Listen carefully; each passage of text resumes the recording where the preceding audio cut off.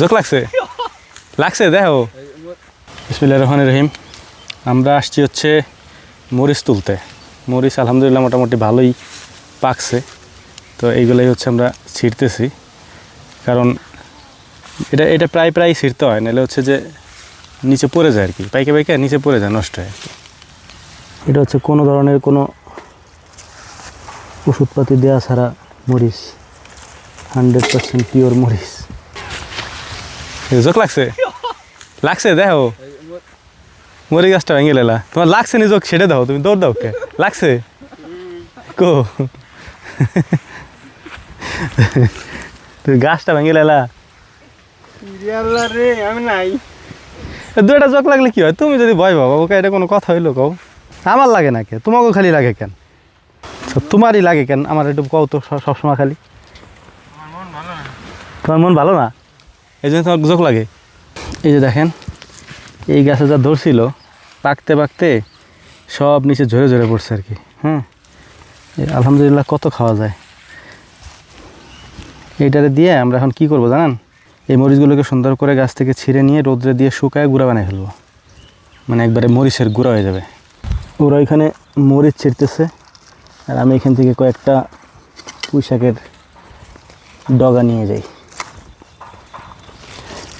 এটা প্রায় প্রতিদিনই কাটা হয় আর কি। হ্যাঁ, একদিন দুদিন পর পরই এখান থেকে পুঁই শাক আমরা কাটে নিয়ে যাই। আবার এসে দেখি যাতাই হয়ে গেছে, দেখছেন কি টলটলা একবারে আগাগুলা। এই যে পিছনের সাইডে ডাটা, এই ডাটারে তো আর কাটাই হইল না, মানে কত খাওয়া যায় আর কি। আমরা নিজেরা খাই, আমরা যারা কাজ করি সবাই নেয়, কিন্তু তারপরেও শেষ করা যায় না। আল্লাহ দিলে কত হয় আলহামদুলিল্লাহ। আপনারা একটা কাজ করবেন, হ্যাঁ, বাড়ি আঙিনায় আশেপাশে এগুলো লাগাই রাখবেন, একটু মাথা কাটে লাগাই রাখবেন। যে কয়েকটা পুঁই শাক, একটুখানি আধা প্যাকেট ডাটার দানা অল্প একটু ছিটাই রাখবেন, ফাঁকা জায়গা যদি থাকে, দেখবেন যে আলহামদুলিল্লাহ হয়ে যাবে।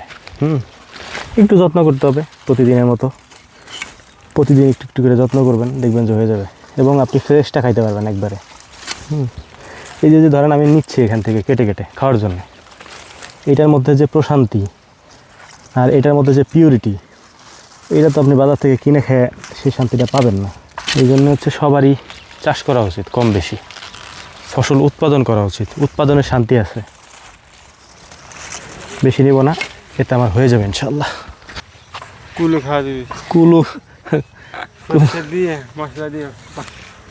এই হচ্ছে ঘাস। হ্যাঁ, ঘাস হচ্ছে অতিরিক্ত বড় হয়ে গেছে। হ্যাঁ, আমরা যেভাবে রাখছিলাম, ভাবছিলাম যে দাঁড়ানো অবস্থায় কাটতে পারবো, কিন্তু সেই সুযোগ আর হয় নাই। যে মাঝখান দিয়ে কয়েকবার ঝড় বৃষ্টি হইলো, পড়ে যায়, বাঁকা হয়ে গেছে। এমন এই ঘাস কাটতে আনতে বেশ কষ্ট করতে হইতেছে আমাদেরকে।